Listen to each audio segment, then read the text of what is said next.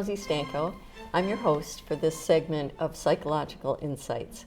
I'm here with my guest, Dr. Robert Hamm, who practices here in West Hartford, and today we're going to talk about functional autonomy. So I'd like to welcome you, Dr. Hamm. Thank you, Rosie. And I'd like to start, if you could tell us a little bit about yourself and about the practice that you have here in West Hartford. Certainly, I'd be glad to. I've been in private practice in the West Hartford area for over 30 years and worked in many different fields in geriatrics, developmental disabilities, forensics, but my practice has evolved primarily in working with members of the community in psychotherapy. I also teach at Central Connecticut State University, where I've taught for over 30 years as well on a part-time basis. Great. Mm-hmm. So our topic today is functional autonomy. Mm-hmm. So tell me what that means. This is a term, I know it's not in our general parlance, so to speak, but it is in the psychology vocabulary. Was introduced by a Harvard psychologist back in the 1930s by the name of Gordon Allport, whose specialty was in the study of personality. Dr. Allport introduced this term to refer to a process of maturation, how people evolve, so that there are certain elements of our childhoods that are there for a reason, because of the dynamics of childhood in relation to our parents and how we're raised. And those dimensions of our personality, they continue into adulthood, but nonetheless they become transformed in terms of the purposes they serve. Ideally, it doesn't always happen that way, but it was a term that was used to refer to how we evolve as persons from childhood into adulthood. Okay, so I was looking at your blog, Mm-hmm. and you give an example there about a person growing up with a strict parent. Mm-hmm. So talk about that a little bit. You just sort of explain, like, the example, basically, I guess, that you have on your blog. Like, how does that work in terms of functional autonomy?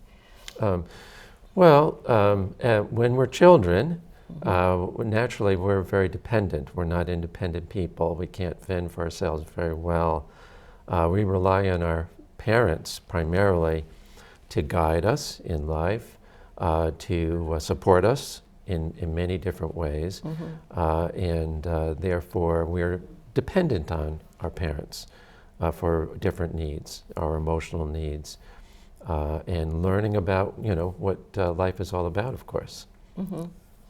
So I want to get back to the example again, because people can reference your blog and your website and look at that. Mm-hmm. But so you give an example about a child that grows up with a very strict parent, father is the example you give, and that as a mechanism to sort of please, or the effect that might have on the child, is that when he grows up, he becomes a very responsible parent as a result of having that situation with his father. Yes. Growing up. Uh-huh. And so, and I guess in terms of the, you're talking about that would be a positive effect of having a strict father and then becoming a very responsible person, even though as a child, maybe you don't like having a strict father so much. That's right. Am I following that correctly? That's right. Uh-huh. Okay. So, so how would you explain then? I mean, that's the positive approach of it. Mm-hmm. What would happen for a person if they didn't become a responsible person as having a strict father? That they sort of checked out, or became an irresponsible adult. Right. I mean, could it go either way? Are you suggesting, or?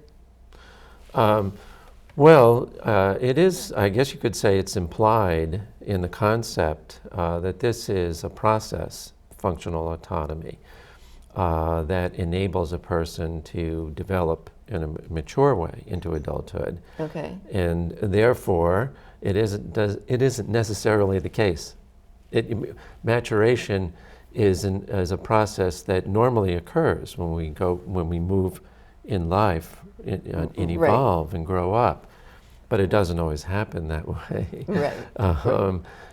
Someone once commented that the adult, is a wondrous thing. In other words, many people don't evolve in every way into adulthood, and we evolve. Parts of ourselves evolve and others don't. They're stuck in our childhoods. So yes, sometimes it doesn't happen as we would like to think it should. And so having a strict father, for example, can be a source for a person to evolve, as you mentioned in the example I gave, the case study I gave in my blog. But some people don't. They are crushed by certain experiences in their childhoods and then remain stuck for different reasons. Right. And I can explain them to you if you'd like, to some degree, to help you understand. If you Give me an example of a reason someone would stay stuck, if you could. Yeah. Well, some people invest themselves in a dependent relationship that was fostered naturally in childhood. And we have in psychology something called psychological defenses. And one of those defenses is projection, and another is denial. And there are many different defenses. If a person does not evolve out of their way of looking at things, that prevents them from assuming responsibility in life. And therefore, for example, blaming others for whatever misfortunes befall them in life. Or blaming their parents. Oh, well, I have these difficulties in life. It's because my father was too strict. That's a defense against assuming responsibility in life. If one doesn't find the opportunities and the wherewithal in life to face the facts that in order to be a responsible adult, one must assume those responsibilities rather than blaming, finding excuses. Right. Avoiding dealing with important issues in life. Which sounds like what most of us do. So yeah, we're all, I think, guilty to some degree. Right. But we also realize that in order to be successful, we have to face these things in a mature way. So the thought that comes to my mind when we discuss this is issues around self-worth. And so, and tell me if I'm wrong, but it seems to me in that maturation process that a big piece of that is how we feel about ourselves. Because it seems like if you don't have a good self-concept or your self-worth is not as strong as it could be, that's when you move into blaming others and denying the situation that you're in or whatever. Would you agree with that? Do you think absolutely, yes. And that difficulty with self-worth can originate, let's say you brought up as a child with a strict parent, and that parent isn't loving or doesn't affirm your self-worth. That can be a very crushing experience that a child cannot grow out of. But that doesn't mean it's impossible. These are challenges in life, and a child who doesn't have the ideal situation in their family has extra challenges to face. They can be overcome. It depends on a person's personality, their temperament they were brought with, the luck of the draw and circumstances in life, whether you have certain talents and capabilities that allow you to succeed, and psychotherapy. Right, which is where you come into the picture to help sort some of these things out. That's right. The other word that comes up for me when I think about this is boundaries. That,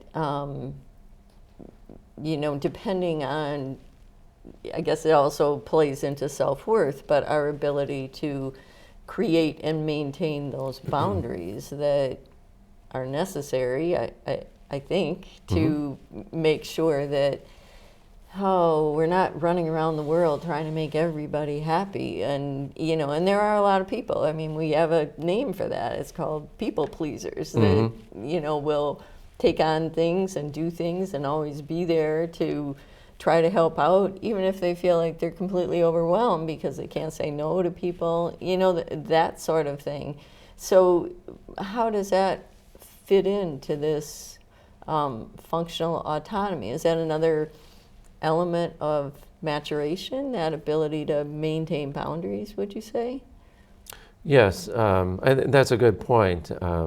So sometimes a person who is a people pleaser, yes, and often that takes place that a person doesn't take sufficient care of themselves emotionally and otherwise.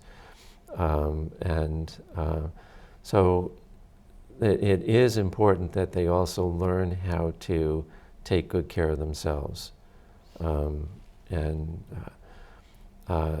Otherwise, the problems arise when one finds themselves feeling drained or abused or taken for granted in life, finding themselves in situations in life where they're not happy, or with people who don't appreciate them as they deserve. Some people become enlightened about this on their own, and are able to turn that around, sometimes learning from friends and family, loved ones. But sometimes a person isn't able to to gain that awareness. And psychotherapy often, in my practice, when I see this happening, I help bring this to a patient's awareness. This is something that they need also to tend to take care of themselves, and how in doing so, it's not being selfish. Some people who are very giving tend to misconstrue taking care of themselves as being selfish, because that's how they were raised, or that's what they learned to tell themselves. And they need to learn to reframe that understanding about being good to oneself is something that's healthy, and that actually helps others as well. When you're good to yourself, you have more to give. Right. The thing that I think that, at least in my generation, a lot of that was looked at as being selfish, and I think in today's world, it is looked at more as self-care, which does reframe that concept into, okay, now I'm taking care of myself, as opposed to just, being concerned about myself and nobody else, which is a different sort of thing. I just wanted to make a comment on that. I think that to some degree that comes from a Protestant ethic, a Calvinistic tradition, which comes from our tradition in our society that has taught us that self-love is sinful. And that's a Calvinist notion. So, the Protestant ethic is very useful, and it brings us to a place where we feel that we have to assume a responsibility for our lives and for others. But as part of that ethic is the belief that if we take care of ourselves, it's a kind of selfishness or a sinfulness. So there's a book, a very good book written about this by the author Paul Zweig, called Zweig, entitled The Heresy of Self-Love, in which he examines the ethic of self-love and looks at it in a different way, and shows through looking at different philosophers' writings how self-love enhances us as individuals.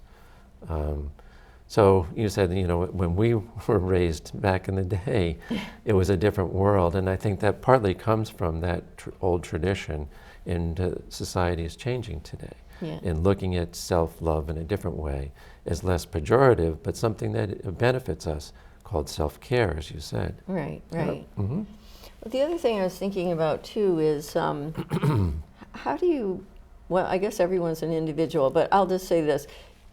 If, in an opposite example, not strict parents, but very, I'll say very loving parents, but try to offer all the opportunities to their children, get them involved in things, praise them for everything that they do, are very supportive of the kid comes home from school with a picture and they put it up on the wall and talk about, what a wonderful job they did and are constantly supporting. And then sometimes those children grow up and they don't, they're, whatever, they become an alcoholic, they they are stressed out by being overachievers, they have a whole other set of issues, or they could. So having a loving, supportive parent doesn't necessarily translate into a really well-adjusted child. Are you with me on, can you see that sometimes, how do you explain that? It seems like if you're doing all those things as a parent in that loving, supportive way, that you would have this, nice, well-adjusted person. Really? Yeah, I guess. Well, so what is your contrast to that? Because you're like, really, why would you expect that? Well, I think that good parenting ideally should focus on two things. One is, yes, the support and love and unconditional love that you give to your children. Children need that to feel that they're really special, to deal with the bumps and all the bruises in life that they're going to experience in the future. They need that to develop resiliency. That said, it's preposterous, I think, to think that just by giving love and nurturance is going to help a person mature.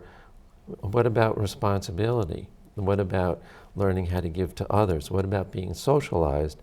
Learning about the limits and how we have to curtail our self-interest in our own, sort of selfish ways, that children need to learn how to assume responsibility in order to succeed in life.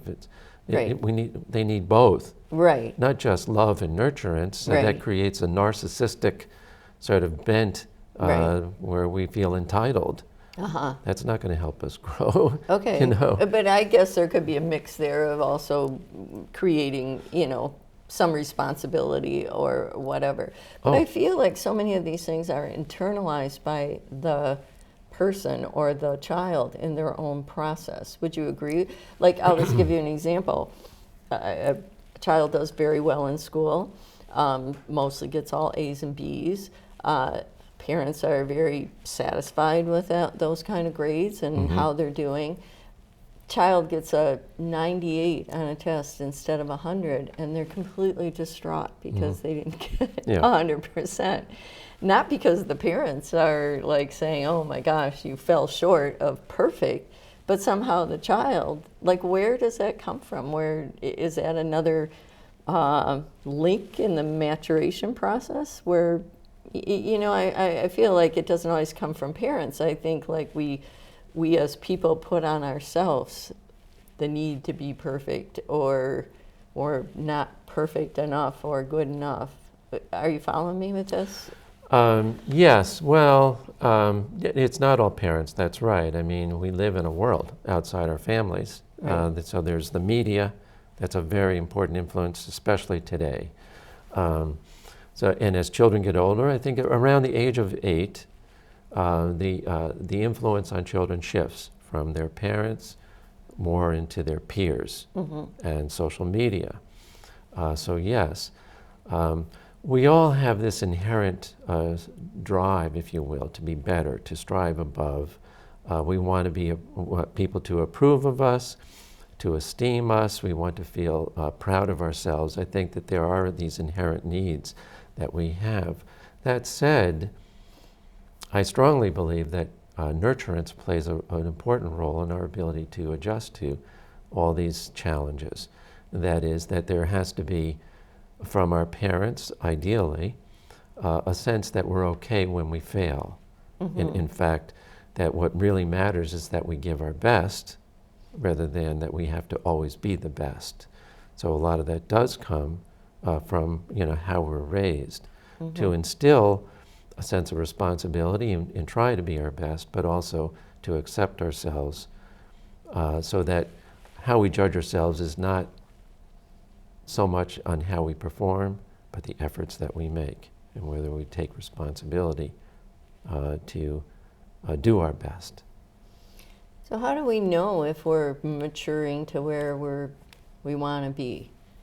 Yeah, well, good. So this kind of brings us full circle in this concept of functional autonomy, because my patients sometimes will ask me, for an example in my blog that you gave, the need for approval, some of my patients are concerned. Do I have low self-esteem, Dr. Hamm? Am I neurotic? Because I do care about what other people think about me. Am I too easily influenced by what other people say? Right. And I tell them, the way ultimately to judge, whether this need for approval is mature or is it still kind of something that we need to work on, is to look at what are the effects ultimately of this need for approval. In childhood, our main concern is self-centered. We want our parents to approve of us. We want to feel good enough and feel that we're worthy.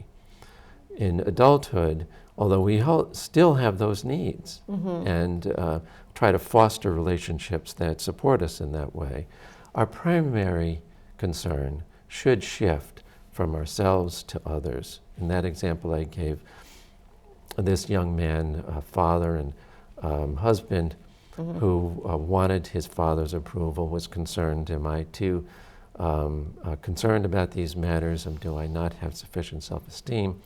I pointed out to him that while the remnants of that need for approval from his father remain, they had transformed towards his becoming a very devoted parent and husband who is very good. So the purposes of that need for approval had transformed in his adulthood from self-centered to other-centered. And that's the hallmark of personality maturation. Okay. So then I'm just a person that comes to mind who is Oprah. She had a horrible upbringing and got shifted around quite a bit to different family situations. I think she had some sexual assault going on, and yet she has become very successful. She cares about other people. She's always very benevolent, and then you take another person who comes from a similar sort of background, and they end up in jail, and because one is able to move through into that maturation process and become more caring about others, and the other one gets stuck in it. Is that basically sort of what you're saying? Oh yes, that's life, Rosie, unfortunately. And what determines how these different people took different paths in life? I don't have an easy answer. I mean, if I did, I'd win the Nobel Prize. Absolutely. But life isn't that way. In psychology, I tell my students, it's very complicated. Right. Why did Oprah turn out the way that she did, and maybe someone like her with similar past not? Various things. Some of it is luck. Yeah. We have a mentor. That's a very big variable. If we didn't have good parents, was there a teacher? Was there a family member? Someone that mentored that person to take them on the right path in life. Another thing is whether a person is talented, good-looking, intelligent. We don't like to think that these things matter so much in life because it speaks to the unfairness of life, but those are also important variables. That all of these things, they all play a role in making a difference. But ultimately, in order for a person to be successful, whatever their childhoods were, is for that person to be able to look at themselves in life frankly and honestly, to confront problems, rather avoid them, or to deal with things so that they're not fettered by psychological defenses that prevent them from growing, from developing self-awareness and assuming responsibility. Okay. So I'm sure we could all say we all have issues on the continuum, somewhere on Yeah. all of these fronts. Right. Which sort of brings me to if people are interested in finding you and exploring this more and checking some of these things out, how does a person find you? How do we get a hold of you? What's your availability in terms of your hours or your practice? Sure. Well, as I say, I'm a psychologist in private practice in West Hartford. I've been in practice for over 30 years. And certainly you can call me. I'll give you my phone number, area code 860-236-2131. I have a website, Robert Hamm with 2 M's, phd.com. And you'll find in that website a description of the different kinds of problems and areas that I work with and treat in my practice. You'll see on the menu bar my blog and this TV show, Psychological Insights, where every month there's a new topic that we discuss.